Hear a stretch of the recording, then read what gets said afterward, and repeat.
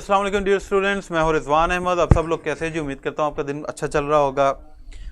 Dear students, आपको पता है कि हम जो है अपना जो यूनिट 4 है उसकी हम एक्सरसाइज कर रहे हैं और उसकी एक्सरसाइज के अंदर जो ग्रामर का पोर्शन है उसको हम कवर कर रहे थे। लास्ट लेक्चर में हमने जो है वो एडवर्ब के बारे में सीखा। मैंने आपको डिटेल इसके बारे में चीज़ें बताई कि एडवर्ब जो है वो क्या है। उससे पहले इसके क्वेश्चन आंसर्स, इसकी ग्लॉसरी, वोकेबलरी, ये सारी चीज़ें जो है वो हम कर चुके हैं। आज जो है वो मैं आपको ब्रीफली और क्विकली बताने जा रहा हूं। जैसा कि कल हमने एडवर्ब के बारे में सीखा था कि एडवर्ब क्या होता है और मैंने आपको बताया कि किस तरह एडवर्ब जुमले के अंदर एक वर्ब को, एक एडजेक्टिव को और एक और एडवर्ब को मॉडिफाई करता है। जब वो इन चीज़ों को मॉडिफाई करता है तो वो एडवर्ब कहलाता है। आज हम देखने जा रहे हैं एडवर्ब फ्रेज, जो कि हम पहले भी ये फ्रेज से रिलेटेड काफ़ी दफ़ा ये काम कर चुके हैं और फ्रेज की डेफिनेशन मैं आपको बार बार करवा चुका हूं कि फ्रेज क्या होती है।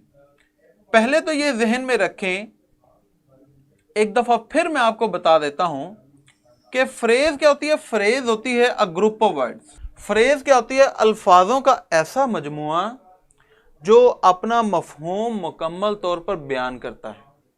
ठीक है जनाब। फ्रेज क्या होता है? सॉरी, जो अपना मफहूम मुकम्मल तौर पर बयान जो है वो नहीं कर पाता। सेंटेंस होता है जो अपना मफहूम मुकम्मल, ये इनकम्प्लीट सेंस, अल्फाजों का ऐसा मजमूआ। अब एडवर्ब फ्रेज क्या होती है? एडवर्ब का हम कल पढ़ चुके हैं कि एडवर्ब क्या होता है, जो मॉडिफाई करता है वर्ब को, एडवर्ब को, एडजेक्टिव को।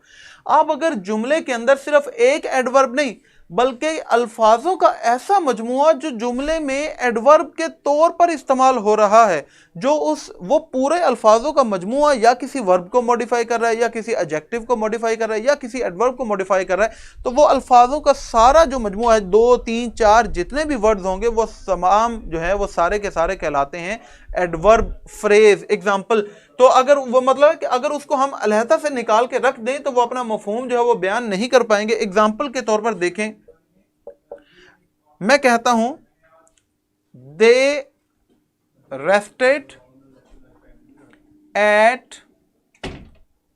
सनसेट। वो जब सूरज गरूब हुआ तो उस वक्त जो है वो उन्होंने रेस्ट किया। अब यहां पर देखें वर्ब क्या है, एक्शन हमारा क्या, रेस्ट। और ये एक्शन किस टाइम पर हो रहा है? At sunset. ठीक है, ये उसको मॉडिफाई कर रहा है, उसको चेंज कर रहा है, उसके बारे में हमें फर्दर कोई उसे क्वालिफाई कर रहा है, फर्दर मीनिंग हमें बता रहा है। तो एट सनसेट, ये हमारे पास क्या है?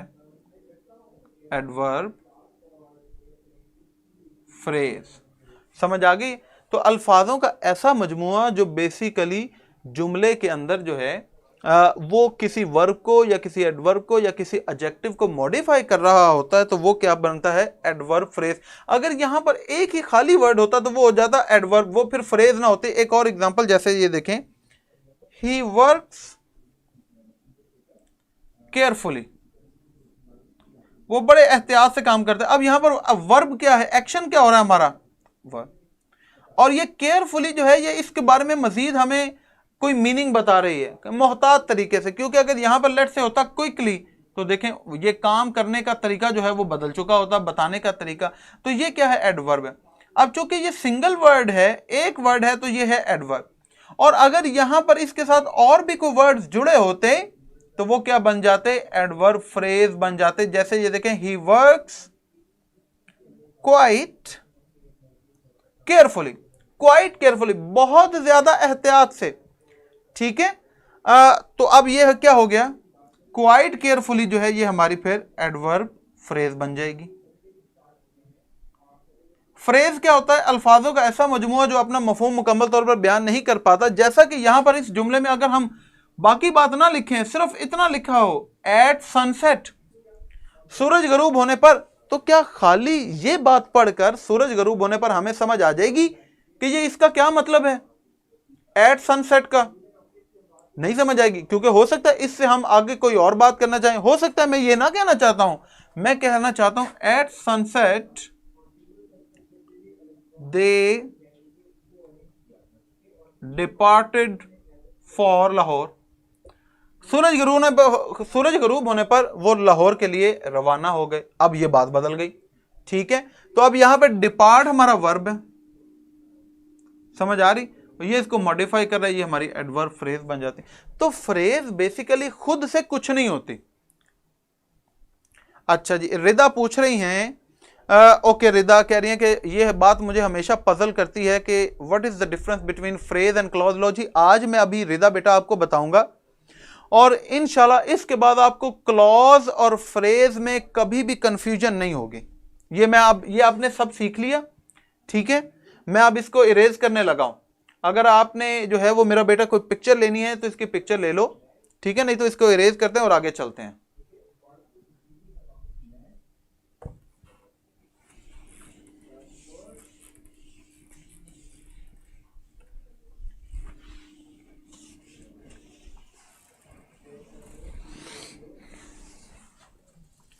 एक बात अब मैं अपने बच्चों को समझा ही दूं। देखो, ये हमारे पास फ्रेज है और दूसरी तरफ हमारे पास क्लॉज है। फ्रेज की डेफिनेशन क्या होती है कि ये group of words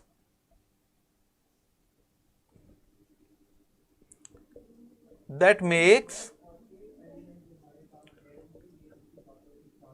incomplete sense. इसके अंदर अब फ्रेज और क्लॉज कैसे एक दूसरे से मुख्तलिफ होते हैं, जो अगली लाइन में लिखने लगा हूं रिदा बेटा, ये गौर से सुन लो। It does not carry a verb in it. क्या चीज किसी अल्फाजों के मजमूए को फ्रेज बनाती है, वो ये कि इसके अंदर कभी भी वर्ब जो है वो नहीं होता। एग्जाम्पल जैसे एट 5 o'clock, 5 बजे। अभी हमने पढ़ा एट सनसेट, अभी हमने पढ़ा क्वाइट केयरफुली, बड़े मोहतात तरीके से। Under the tree,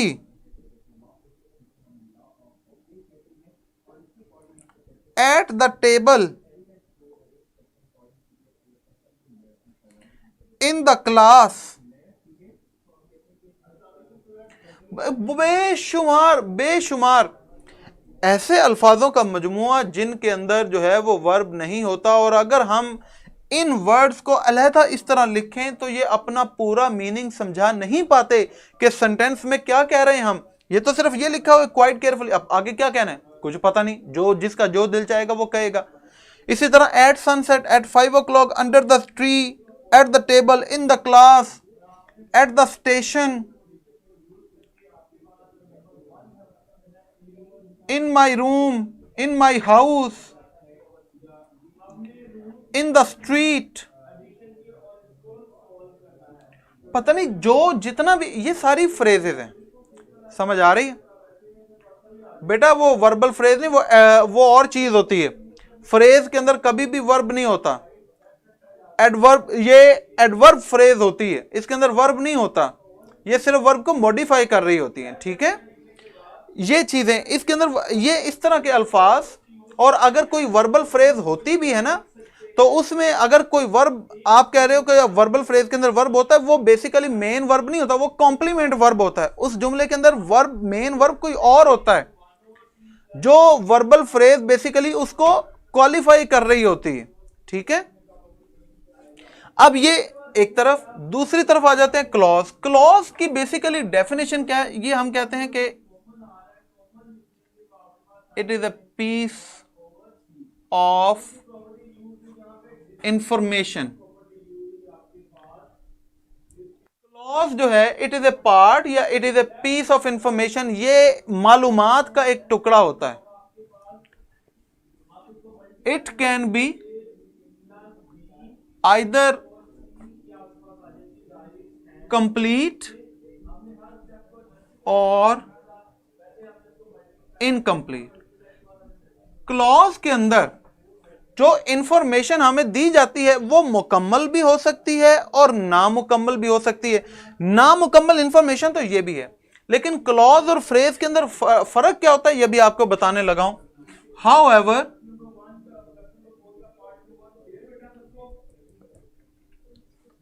it always carry a verb in it। Clause के अंदर एक जो चीज होती है जो आपने याद रखनी है कि वो ये कि ऐसी पीस ऑफ इंफॉर्मेशन, चाहे वो कंप्लीट हो चाहे वो इनकम्प्लीट हो, लेकिन उसके अंदर एक वर्ब जो है वो हमेशा होगा। ठीक है, तो it consists of either a subject plus verb और वर्ब प्लस ऑब्जेक्ट। कि जरूरी नहीं है कि इसके अंदर सब्जेक्ट भी हो, वर्ब भी हो, ऑब्जेक्ट भी हो, तीनों चीजें हो सकता है कि ये क्लॉज जो है या सिर्फ इसके अंदर सिर्फ सब्जेक्ट हो, वर्ब हो, या सिर्फ और वर्ब और ऑब्जेक्ट हो, उसके अंदर सब्जेक्ट ना हो। ये चीजें मिसिंग हो सकती हैं, लेकिन एक चीज जो उसके अंदर हमेशा जरूर होगी वो क्या है? वर्ब। जो क्लॉज होती है वो अल्फाजों का ऐसा मजमुआ होता है जिसके अंदर एक वर्ब जरूर होता है, और वो फिर अगर तो डिपेंडेंट क्लॉज है तो इसका मतलब वो कंजंक्शन के साथ जुड़ी है। इंडिपेंडेंट क्लॉज जो है उसे किसी चीज की जरूरत नहीं होती है। देखें, जैसे अभी मैं आपको कहूं, देख, I play football and I love hockey as well. मैं फुटबॉल खेलता हूं और इसके साथ साथ मैं हॉकी को भी पसंद करता हूं। अब इसमें देखिए दो काम है, play football, I love hockey as well. ये दो काम है। इन दो कामों को असल में बेसिकली हमने जोड़ा हुआ कंजंक्शन के साथ, ये आने वाले वक्तों में करेंगे। लेकिन अब ये जुमले का एक हिस्सा है, इसमें हमारे पास वर्ब है प्ले। अगर हम यहां पर एंड ना लिखें और फुटबॉल के पास फुल स्टॉप लगा दें तो ये सेंटेंस लिखा होगा आई प्ले फुटबॉल, मैं फुटबॉल खेलता हूं, तो ये अपना मीनिंग कंप्लीट कर रहा है। इसके अंदर सब्जेक्ट भी है, वर्ब भी है, ऑब्जेक्ट भी है, तीनों चीजें हैं, और ये अपना मीनिंग भी कंप्लीट कर रहा है। तो ये बेसिकली क्या होती है? ये इंडिपेंडेंट क्लॉज होती है जो अपना मफहूम मुकम्मल तौर पर समझा दे, उसे किसी और चीज की जरूरत ना हो, उसे हम कहते हैं इंडिपेंडेंट क्लॉज। इसी तरह अगर हम यहां पर एंड को काट के सिर्फ ये लिखें I love hockey as well, मुझे हॉकी भी पसंद है, या आई लव हॉकी, तो अब ये भी बात अपनी अलग से कंप्लीट लिखी जा सकती है, ये अपनी मफहूम समझा रहा है, तो इसे हम क्या कहेंगे कि ये भी इंडिपेंडेंट क्लॉज। लेकिन अगर देखें, अब मैं कहूं एक और एग्जांपल,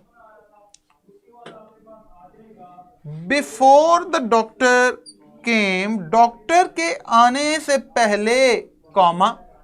अब ये देखें कि इस जुमले के इस हिस्से में it is a piece of information, it is a group of words, it has a verb in it as well, came, come, आना, डॉक्टर के आने से पहले। अब मुझे ये बताएं, हमने इसके अंदर एक कंजंक्शन यूज किया बिफोर, डॉक्टर के आने से पहले। अब आगे क्या है? इसके अंदर वर्ब है ना, ये देखें, लेकिन इसके बावजूद ये अपना मफहूम जो है वो मुकम्मल तौर पे समझा नहीं पा रही। हमें नहीं पता कि डॉक्टर के आने से पहले क्या हुआ। क्या बताना चाहता, हो सकता है मैं कहना चाहता हूं before the doctor came the patient had run away, मरीज जो है वो भाग गया था। अब ये देखिए, ये जुमले का जो दूसरा हिस्सा है इसके अंदर भी हमारे पास जो है वो वर्ब है। हो सकता है मैं कहना चाहता हूं before the doctor came the patient had started crying, उसने रोना शुरू कर दिया था। 100 बातें हम लिख सकते हैं यहां पर, लेकिन आप ये याद रखें कि जुमले के दोनों हिस्सों के अंदर वर्ब है। यहां पर ये और ये जो है वो हैड रन अवे, भाग जाना। जुमले के दोनों हिस्सों के अंदर वर्ब है, लेकिन जुमले का एक हिस्सा जो है अगर इसको हम खाली लिखें द पेशेंट, मरीज भाग गया था, तो ये तो अपना मफहूम समझा रहा है। लेकिन बिफोर द डॉक्टर केम अगर खाली ये लिखें तो ये अपना मफहूम जो है वो समझ नहीं आएगा। ठीक है, तो ये क्या हो गया? ये हमारी बेसिकली क्या है? Dependent clause. ठीक है बेटा, मैंने आपको पहले भी समझाया है कि जो वर्बल फ्रेज होती है उसके अंदर बेसिकली जो है वो मेन वर्ब के तौर पे काम नहीं कर रही होती। अगर उसको हम बाहर निकाल दें तो वो अपना मफहूम, वो वर्ब अलहदा से नहीं समझा पाता, वो मेन वर्ब को कॉम्प्लीमेंट कर रही होती है, इसलिए उसे जो है वो हम वर्बल फ्रेज कहते हैं। जी हां रिदा बेटा, क्लॉज जो है वो बेसिकली जो दो तरह की होती है, एक कंप्लीट सेंटेंस होता है और एक इनकम्प्लीट सेंटेंस होता है। तो अगर तो वो इंडिपेंडेंट क्लॉज है तो वो एक खाली एक सिंपल सेंटेंस होता है, जैसे I play football, I go to school, I eat food, I have friends, I want to listen music. जो भी आपकी बातें, ये सारे जो अपना मफहूम समझा पाते हैं, इसे हम कहते हैं कंप्लीट सेंटेंस, और कंप्लीट सेंटेंस कहलाता है इंडिपेंडेंट क्लॉज। लेकिन ऐसा जुमला जिसके अंदर वर्ब भी हो लेकिन उसके बावजूद वो अपना मफहूम ना समझा पाए, उसे हम कहते हैं डिपेंडेंट क्लॉज। उसके अंदर वर्ब भी है और वो अपना मफहूम नहीं समझा पा रहा, तो वो हो जाती है डिपेंडेंट क्लॉज। तो उसको कंप्लीट करने के लिए हमें साथ एक इंडिपेंडेंट क्लॉज की भी जरूरत पड़ती है। ठीक है, तो डिपेंडेंट क्लॉज में बेसिकली एक ऐसा एक्शन होता है जो कंप्लीट नहीं होता, उसे उस एक्शन का मतलब समझाने के लिए एक और एक्शन की जरूरत होती है जो कि कंप्लीट हो। तो इनकम्प्लीट कंप्लीट के साथ मिलकर जो है वो कंप्लीट हो जाता है। जबकि दूसरी तरफ फ्रेजेस जो हैं ये अल्फाजों का ऐसा मजमुआ होते हैं जिनके अंदर वर्ब नहीं होता और ये अपना मफहूम जो है वो समझा नहीं पाते। जैसे यहीं पर देखें, ये अगर मैं ये जुमला लिखूं कि आई प्ले फुटबॉल, ये देखिए ये एग्जांपल मैं इधर लिख रहा हूं, आई play football in the ground, मैं फुटबॉल ग्राउंड में खेलता हूं। ओवरऑल ये पूरा सेंटेंस कंप्लीट है क्योंकि ये अपना मफहूम समझा पा रहा है। ये एक इंडिपेंडेंट क्लॉज है, लेकिन इस इंडिपेंडेंट क्लॉज के अंदर अल्फाजों का एक ऐसा मजमू है कि जिनको अगर हम काट कर अलहदा लिख दें तो वो अपना मफहूम नहीं समझा पाएंगे, जिसके अंदर वर्ब नहीं होगा, वो है इन द ग्राउंड। तो इस इंडिपेंडेंट कंप्लीट सेंटेंस में अल्फाजों का एक ऐसा मजमू है जिसे हम कहते हैं फ्रेज। ठीक है, चलो जी, हमारे लेक्चर का टाइम खत्म हो गया। इंशाल्लाह कल जो है वो आपसे दोबारा मुलाकात होगी। अपना ख्याल रखें, दुआ में याद रखें। जैसे ही लेक्चर ख़त्म हो आप सब ने लेक्चर के बारे में अपना फीडबैक ज़रूर देना है। सब बच्चे दें। जिन्होंने अभी तक मुझे फॉलो नहीं किया वो मेन पेज पर मेरी पिक्चर शो होगी, उसे क्लिक करें, फॉलो करें। अपना ख्याल रखें। अल्लाह हाफ़िज़।